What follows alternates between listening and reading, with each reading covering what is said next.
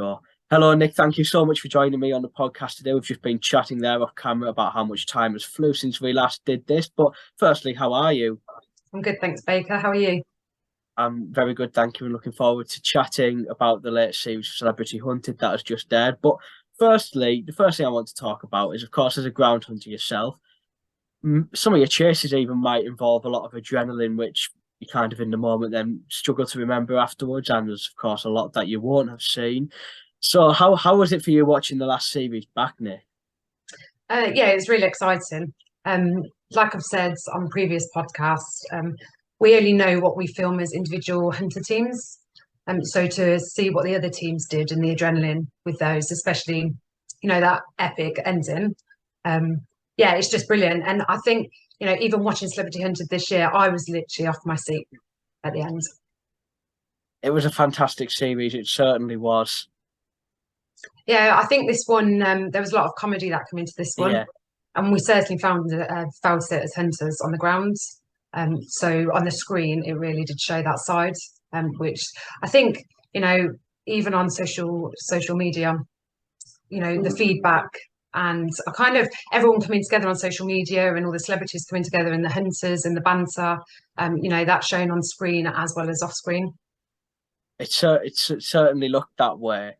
And of course, I've got my facts here because as much as people think I might be a mastermind, I'm not. So we had five But you teams. are a super fan. I am indeed, but I've got a bit of a short memory, so I have to have facts occasionally. But we had five teams, of course, and then 10 fugitives. So we had Nick and Eva Speakman, James Acaster and Ed Gamble, Saffron and Bobby, Nikesh and Nicola, and Amy and Katya. And I think we should delve into the series and kind of talk about all the pairs and what they did right and what they did wrong. So I think we should begin with, I think we should go in order of first to get caught. Do you? Yes, yeah, let's do that. So that means starting with Nicola and Nikesh. Nicola, who was caught in episode 2, and then Nikesh in 3, who was caught by yourself. What did you think of them, Nick? So I thought it was really brave that Nicola went on the run on her own at the beginning because Nikesh had COVID, didn't he? I think Nikesh at the beginning, we was all kind of screaming at the screens when we found out that he was using his card for the train, because obviously the hunters are just going to get beeline for there. But I think they did all right. Someone's got to come first, haven't they? First down. Absolutely. I did think, Nicola walking out of the hotel, she didn't really look properly, did she? Because there was a defender in plain sight directly in front. And I think Nikesh, I don't think he supported her completely because he's seen it as well. But he was lucky enough to get away, but not too lucky. Yeah, I think he was very lucky to get away the first time, but we kind of had a feeling that he would as a viewer because you knew probably would have been a little bit pointless him going into the game if he was caught that quickly. So he he got away, didn't he? He certainly did. And, like I said, when I watch it for the first time on the screens, I actually see what happened before we got Nikesh.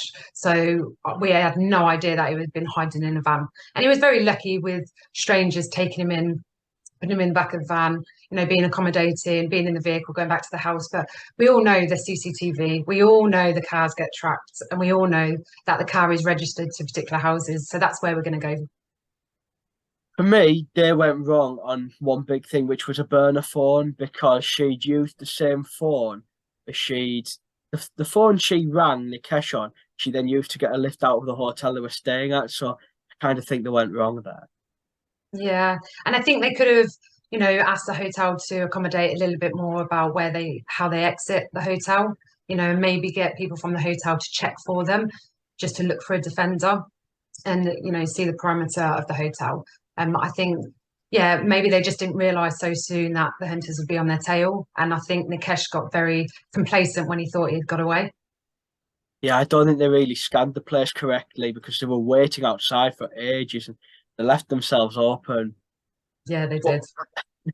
Nikesh did last a little bit longer before he was, of course, caught by yourself. First one of the series ticked off for you. Pretty easy, wasn't it?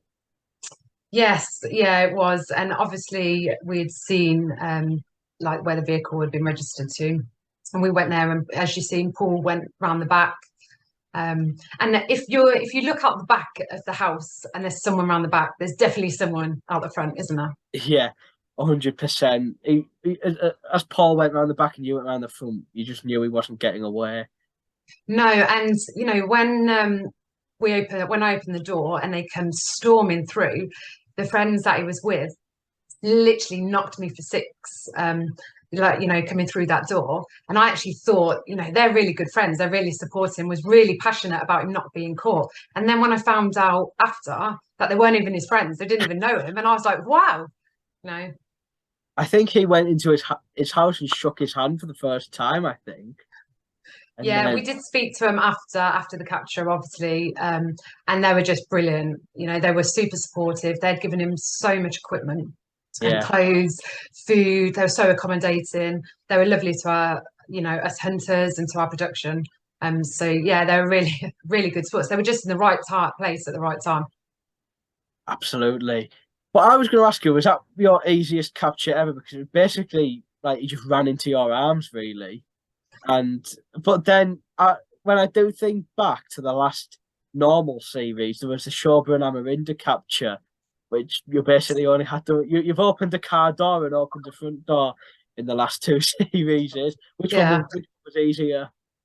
I think the Amarinda one was. Do you remember it was a sting up, wasn't it? Yeah, because So that it took a was lot of set up. planning. Yeah, Yes, so a lot of planning with HQ, a lot of planning on the ground to make sure that we were in the right place. And Shazza, Smiley Hunter, he was playing the taxi driver, well, the driver of the vehicle, wasn't he? And that was a different kind of adrenaline because we just didn't know whether they were going to get out of the vehicle sooner than we planned, if they were going to come into our trap. And that was yeah, great. This one, we kind of knew they was in the house, but we also knew that they could potentially escape out of the back. And even though Paul went round the back, it doesn't mean that the people that were supporting him stopped Paul and he still could have got away. Um, but it was just a very, very fast capture. When that door opens, as you've seen, they can bombard him through. But he was never going to get away from us. and he certainly didn't. So he wasn't the Jason Bourne he wanted to be, was he? No, I think it was more. I think this one was the most aggressive capture I've had.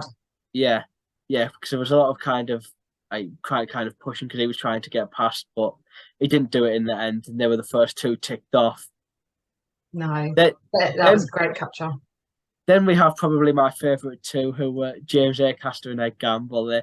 They made me laugh. They obviously got a lot of attention for the first few episodes, and they really did make me laugh, such as eating in a restaurant immediately.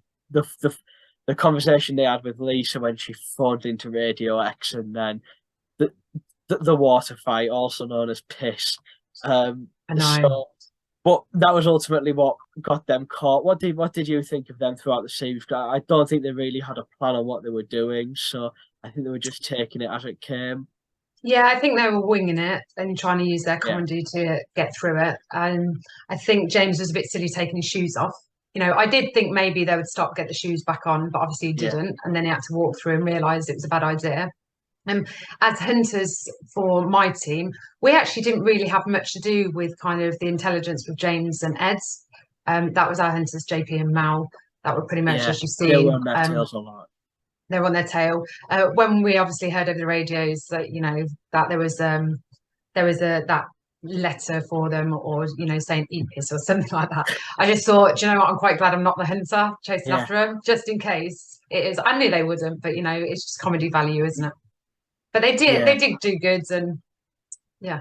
And I thought in the prison, going to the toilet and just delaying everything, it's just very them, isn't it? Did they make you laugh then watching back? Yeah, Yes, because we don't see the comedy side when we're filming. And like I said, I wasn't part of the intelligence, so I didn't really get that much information on them two as a pairing. But when I watched it back on the series, yeah, well, it definitely brought something to the show. I guess that kind of goes back to what you were saying then, because kind of when like linking to the intelligence, it kind of does go from like there is a certain team onto a pair of fugitives, almost like you said last time. Yeah, it's more so. we look at the geography of the country and see where the hunters are at the time to where the intelligence comes in. Yeah, and I think them two, from a viewer's perspective, I didn't think that they would last the whole series because they were full of comedy, and I think they were going to try something eventually, which was going to get them caught because they wanted to try and do something funny, make people laugh, wind the hunters up, and it was ultimately going to last, ultimately result in them getting caught, and which James did, but Ed lasted a little bit longer, but not too much longer. No, not too much longer. And like you said, I think, the comedy value is there, but they couldn't have kept that up from us hunters because I think with the comedy it became slip-ups, didn't it? Yeah, because they were trying stuff which was risky, which might not have worked, as we've seen. It didn't when their eat piss remarks didn't work. No, it didn't. But I'm sure it gave all the viewers a very good laugh. Yeah, which I think they'll be happy with. Yeah, I think they come Yeah, across, all the pairings. I don't think there was a pairing that didn't come across brilliant in themselves with how they handled the show and being on the run. yeah, and they were episode 3 was kind of that was their cliffhanger, and then they were caught at the beginning of 4, weren't they? Yeah, Yeah. I'm Be- saying yes. I can't remember which yeah, episode was which. yeah, because Um, it was going to lead me on actually, because I was going to say there was like two of the other pairs, Bobby and Saffron and Amy and Katya, we didn't actually see a lot of until no. the last couple of episodes, the last 3, from 4, of course, we've seen a lot more of Amy and Katya. They, of course, you and Paul went down to Strictly when they had a close call because they'd obviously gone to see Neil Jones to get a bit of cash, and then they'd ended up at quite close to me actually, Darlington. So they ended up down there, and then, of course, they kind of ran out of ideas, which resulted in them being caught. But I actually thought there were a couple that might make it to the end because What, of Amy and Katya? yeah, Yeah, they did do good, and they've got a huge network, haven't they? That they really could have yeah, utilised. I think it was risky going to Strictly, yeah, as you've seen. Me and Paul ended up there, but they got away. It was when I was watching it, and I thought, oh, have they got on a train? Have they not? Um, but yeah, the capture. When you wait on people, when you're waiting on the public to deliver, then you run the risk of the hunters. and you and Paul obviously went to see Ed Balls as well, and intercepted the phone which they rang, which was initially Yeah. what got you onto them, and then another capture for you and Paul each. Yeah, that was a brilliant interview, actually. Probably one of my favourite interviews that I've done throughout all the series that I've done. Yeah, he was brilliant, and he kind of tied himself up in knots. They did show part of it, Yeah, for all the viewers to see, with a burner phone and calling himself six saying times. saying he'd rang himself 6 times, didn't work. Yeah, no, and yeah, the whole interview, it was just, he just kind of made little slip ups the whole way through. But you could see he's very passionate about supporting Katya. They were partners on Strictly, and I suppose you build a really strong bond on that show. But unfortunately, yeah, it kind of caught them out and caught him out. Yeah, it didn't work out in the end. But I wanted to ask, what is it like when you interrogate somebody? Do you get to chat to them afterwards and before you've done it? What's that like? Yeah, so we get to kind of go in there initially and capture the first kind of the shock and the reaction from the individual, because that's great for the screens. It's a natural reaction of us being there, and we can be quite forceful, and it might not always show it on the screens about where we've put them under a bit of pressure, because there is a lot of hours to get through to put on an edit for one episode. Yeah, But we do try and apply the pressure right until the very end, and then once we finish, yeah, we speak to them like normal human beings. We tell them that everything's going to be okay. They're not in a serious trouble, and some people, they expect the hunters, but when us hunters turn up, they're very anxious or very nervous, or they lose their train of thoughts. So it's just about putting them at ease after the interviews, celebrities or no celebrities. That's what we do. yeah. I imagine because I imagine there might be some people that think the hunters just go in there and grill them and then walk out afterwards. Yeah, we come across as these angry, stern hunters, but we're not. We're all soft, really, because we know we're going to get them. Just doing your job as well, really. Yeah, I mean, you've got to. There's a level, because it's a full-blown investigation. There's a level of seriousness when it comes, because we do want to find the fugitives themselves. So we do want to ask the right questions to get the right information. The pleasantries come after. Yeah, because there's a balance really, because obviously it's serious to get these fugitives, but then also there's an element that it is a TV show, and that it's not actually they're not actually real fugitives in What real do you mean it's life. not real? Yes, it is. They're all real. They're all on the run. No, Yeah. but we definitely want to bring the authenticity across, Yeah. So the interviewing, the interrogations, we try to bring it as authentic as possible, because that's what we're trying to show, how we would run the investigation should it be, a real fugitive, if that's what you want to put it as, Baker. Well, you know what I mean, but afterwards, kind of putting them at ease, and basically, after you've put them under a lot of pressure whilst interrogating them.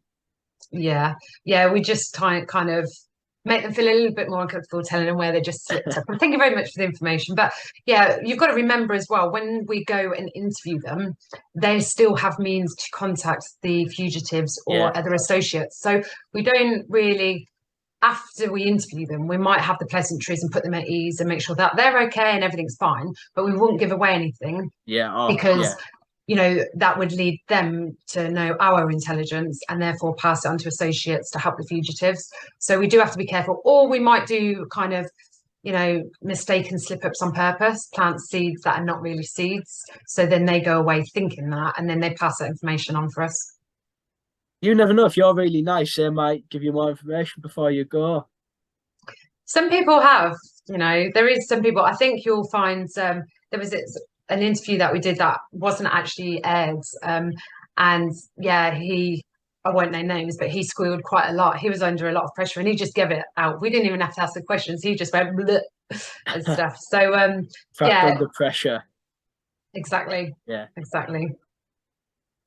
What was the chase with Amy and Katya like? Because of course they were both athletes, so they both can be physically quite fit. So I imagine you were going to be in for a little bit more of a chase with them too, and maybe some others. Well, we didn't actually think. We knew that they might have been in that area, but as you've seen when we was going with the defenders, we were just literally scoping the whole area, kind of like left to right and things, and we didn't think we would come across them. And it was only because we were looking and watching the series that if that gentleman had got there sooner with a van to get him away, then they would have got away. But it was just a stroke of luck, that one was. Yeah. And the ladies, what you don't see, they are very good at their fitness, and they've been doing hill runs in the morning, keeping themselves motivated. It's good for your mental health. So they were tired. So then when the chase was on, after they regretted those hill runs in the morning. Oh, because they were shattered. Yes. And you caught them in the end. Yeah, but that was good, and they were brilliant. They were so bright and bubbly. They were a great pairing. I think they had a lot of fun themselves. By watching the series myself, they seemed to really tapped into the network, really enjoyed each other's company, and just made the most of it. And they are really good friends as well, which of course bonding like that on the run would benefit massively, I imagine. Yeah, because I think it's all right being friends with somebody, but when you're stuck day in, day out, and you've got minimal resources and you're relying on the kindness of maybe the public or something that's not worked out, and you've got to remember the natural adrenaline of being on the run as well, that's mentally depleting. So you've really got to be with a good person, and I suppose you just don't know how good you go together as a pairing until you have to do it. Yeah, absolutely. But from a viewer's perspective, I thought they could have gone on to win it, but I was proved wrong when they were the third pair to be caught. But we now go to the final two, the Speakmans and Bobby and Saffron. But we'll go to Bobby and Saffron before going to the Speakmans, before back to Bobby, because of course the way it worked out. They decided to split up, didn't they? Of course, we didn't see anything from them until episode 4. Another pair who viewers didn't see a lot of. I remember, of course, there's a Hunted podcast, and they did an interview with Bobby, and I was listening to that, and he said at that party, well, that screening, Amy and Katya did, a member of the public went up to him and said they were sorry that he was caught in episode 1 Oh, really? because they hadn't seen any of him and basically thought he'd Oh, been caught immediately. oh, bless him. No, yeah, he did brilliant. And if there's not the footage there for the viewers to see, um, it's because they did so well by staying under the Yeah, radar. Like if we look at James and Ed, they broadcasted everything, didn't they? They were yeah. there for the comedy value. They wanted to run the risk. And I think Bobby and Saffron just kept their heads low, yeah, and cracked on to the end. They did very, very well to get how far they did. Of course, they had the Nandos, the famous Hattie quote, storm the Nandos. They did Yeah. have a few close calls towards the end, but decided to split up and go separate ways. Do you think that was a good decision, Nick, or would you like to be with someone? Because if I was on the run, I'd like to have someone alongside me. I think you're split, aren't you? When you're Yeah, so close to the end and you're exhausted, they split because then they've got bigger there's a bigger probability of one of them getting to the ends and they yeah, don't want to slow each other down. absolutely. However, I think what was lovely to show is Saffron's vulnerability, of all of a sudden her lack of confidence by being on her own, and sometimes staying in that parents having they say two heads are better than one. Yeah, Had they had stayed together, then they might have got to the end together and then Bobby might have made it and because they might have been busy getting Saffron. You just don't know what would have happened. But I think you see with the episode with Saffron is she's just wandering the village, isn't she? She's just wandering the area. She's not really trying to stay out of sight. And it was the hotel that said, oh, yeah, they'd seen her in the morning, like they'd seen her yeah. down there. And by the time the hunters got down there, she was still just bimbling about. So that shows, the confidence had gone down and she's probably exhausted as well, and just very anxious about trying to get to extraction. Yeah, I think we did see the cracks in her. She did start to struggle on her own. Of course, Bobby's thinking was right. There's two of us. We're so close now. If we do split up, there's more of a chance, which Yeah. did happen. But I think she did struggle, and of course, she was caught. But Bobby lasted a bit longer, who was actually the last fugitive. But let's go on to the Speakmans now, because I think in HQ they really did rile them up a little bit, and I think especially Ray and Lisa wanted them out of the game the most. But Yeah, and they did, not for me and Paul, but they really did roll the hunter teams as yeah, well. I know Shaz and Jordan, they were just going around in circles trying to get them. And I remember, over the radio, it was just there was on their tail and then they weren't, then there was on their tail, then they weren't, then it was on the tail. And it just was a constant. And yeah, when we finally got them, that was probably the most realistic feeling chase, on the motorway. yeah, The adrenaline, they only show you a small snippet of that, but we were waiting. We had probably about 5 to 8 Mercedes like going past, and it's like there's Mercedes, no, there's not. There's Mercedes, no, there's not. There's Mercedes, no, there's not. And it's like, oh my god, I just can't handle the adrenaline. And then obviously when they finally come, but I just thought it was, it wasn't set up. That's just how it naturally occurred. And I just think they played a brilliant game throughout. yeah. I think I agree there. I think they did play a very good game because, of course, there was an issue. There was an issue earlier on in the series, literally a few minutes in, where you and Paul chased the car down, but Liv was in the front seat, and it was dummies. Yeah, yeah, yeah. We thought, God, we can have got them already, so Yeah, soon. But I wasn't actually expecting dummies and stuff. So when we opened it up and Liv and Hunter was there, it was brilliant. And also they'd kind of rigged the entire house, which they don't show you is they'd left notes in snake pits and mappings and they'd done so many things to steer us hunters away from their mum and dads. And obviously it helped. And they've got such a huge network. And I've said the power of the network, yet yeah. they Knowing let a people. stranger bring them down by using a taxi. Yeah, yeah. Taxis are always a risky one, but I think they did play a very good game because I don't think they did. They didn't really. I can't recall them making any phone calls or any money withdrawals, which does get people caught a lot of the time. So I think they did play it really, really well. But I think as soon as it was you and Paul and then Jordan and Shaz onto them, I think we knew that time was up for them. Yeah, I don't think they were ever going to get away from two hunter teams, let alone one. Especially And when they tried to run. I know, and Yeah, it was just unfortunate, that they booked a taxi and it wasn't booked, walked up to a taxi, booked a taxi and paid cash.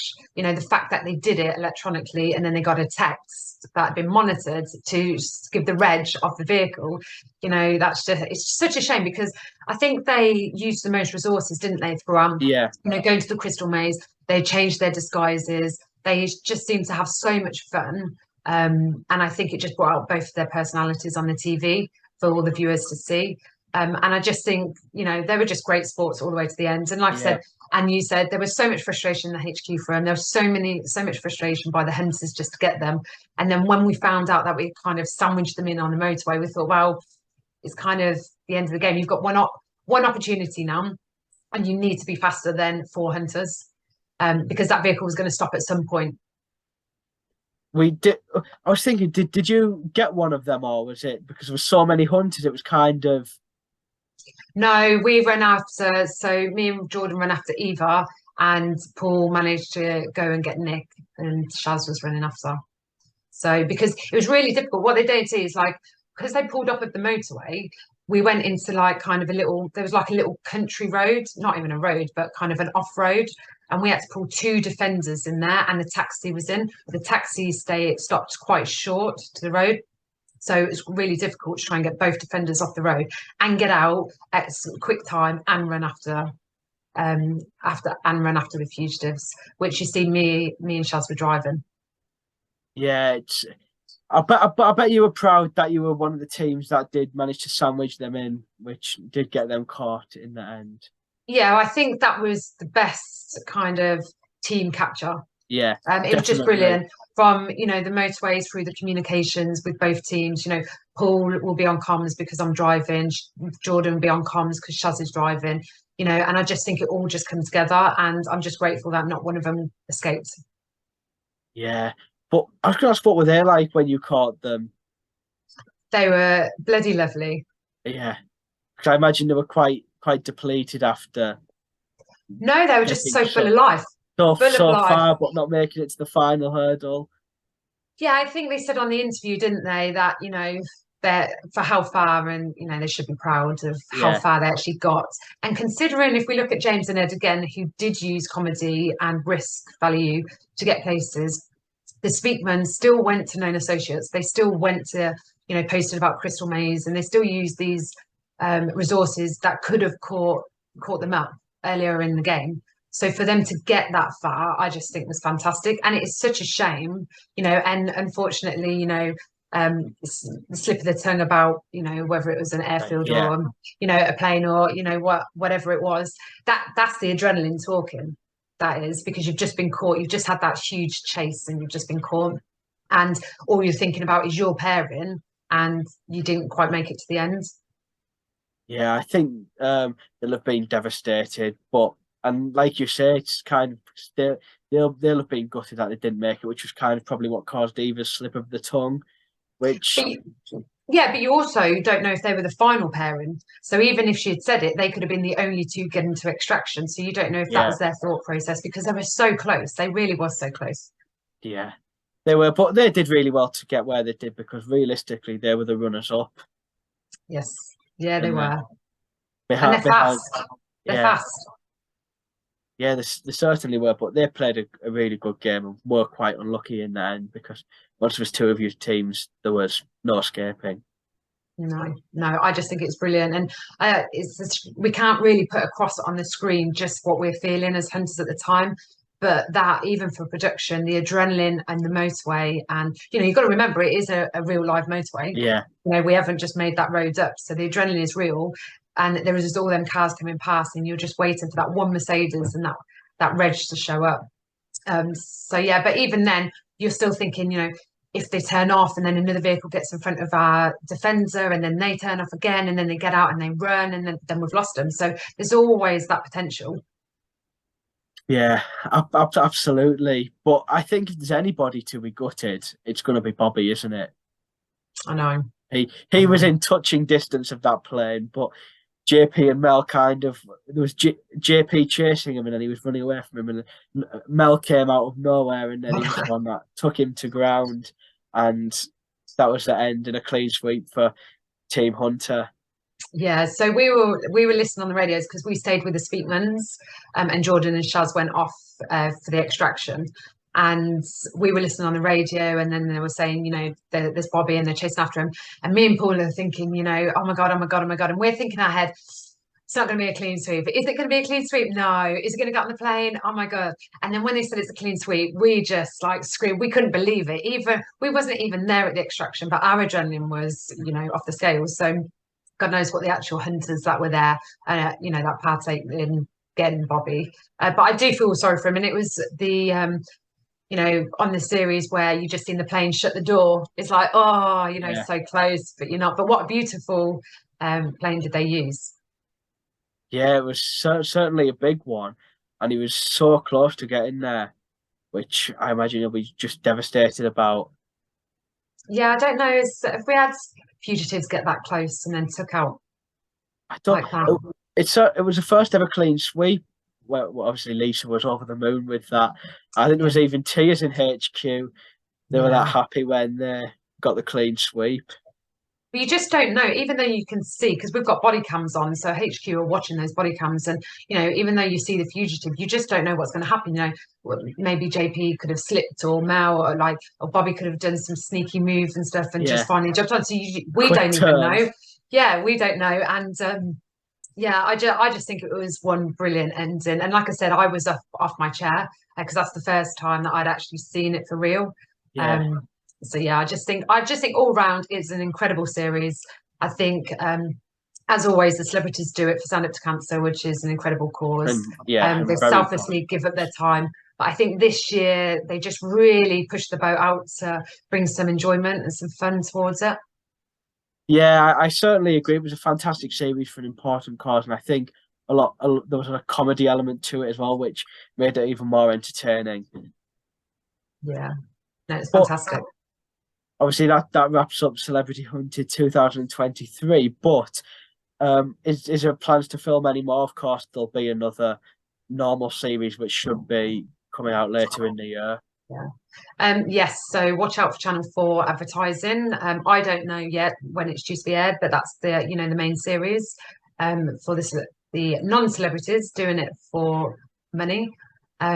So hopefully that is another brilliant show, and I know I say it every single time, but that is one not to miss. As for Celebrity Hunted, we've all got our fingers crossed that we get the green light and we film again and we bring it back to the screens next year. Hopefully, 2 captures for you last series. Are you going for the hat trick next? Oh well, we'll have to see, won't we? We'll have to see what the main brings. Certainly that, we'll see what happens. You're going to want that hat trick. But Nick, it's been a pleasure. Thank you so much for joining me again. It's been fantastic to chat. And you. I can't believe 7 months have passed, but yeah, pleasure as always.